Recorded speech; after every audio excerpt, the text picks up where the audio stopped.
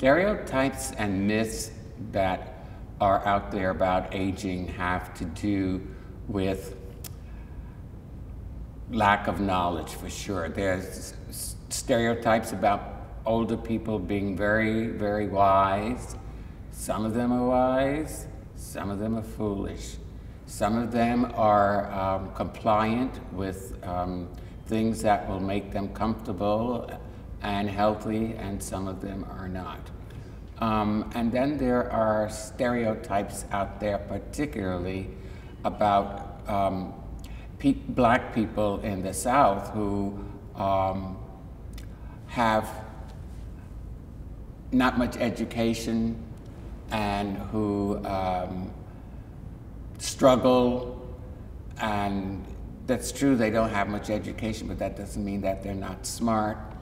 And true, they struggle, but they use their wits to get over and help them manage.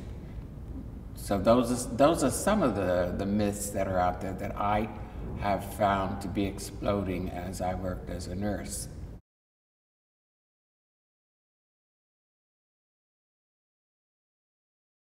There is an incident with one of my elderly aunts who we went to visit in the homestead in South Carolina. Went to a house, couldn't find her. She was 80, in her early 80s at the time. Didn't know where Aunt Rebecca was, and we'd been told that she was home, we should go by and visit. Heard some noise out in the backyard, and there was, oh my goodness, oh. We thought she was in distress, went running out to the backyard. She was chopping down a tree. Point is, this is a woman that lived for a long time by herself in her home, sustaining herself.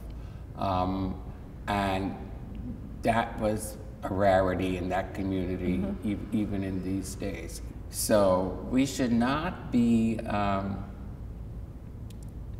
so ready to stereotype people because of a number.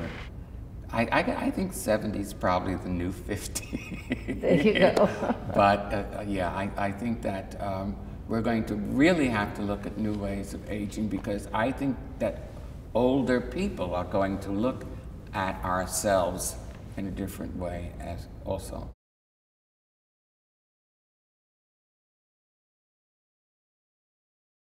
Well, I walk with a walker, and when I'm walking, I have to use oxygen, and the stereotype is that I need help. And my funny story there, I have a good story there. I was walking up Connecticut Avenue in DC one day because the subway had shut down for some reason, and I wanted to go to the next station to go to the grocery store. So I thought, okay, it's a nice day. It's the last nice day. It was in the fall or spring when it was going to change weather, and I decided I would walk.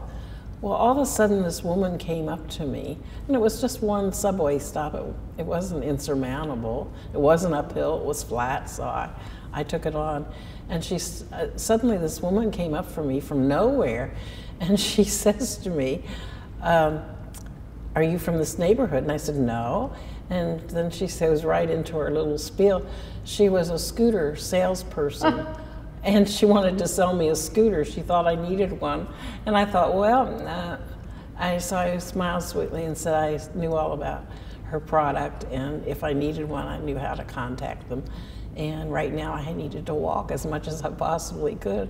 So I think the stereotype that just because you have a walker and oxygen, you have to have help, and that you need to go to the next level of the walker, of the scooter from the walker is, that's a stereotype, a label, and again, for her it was a marketing thing.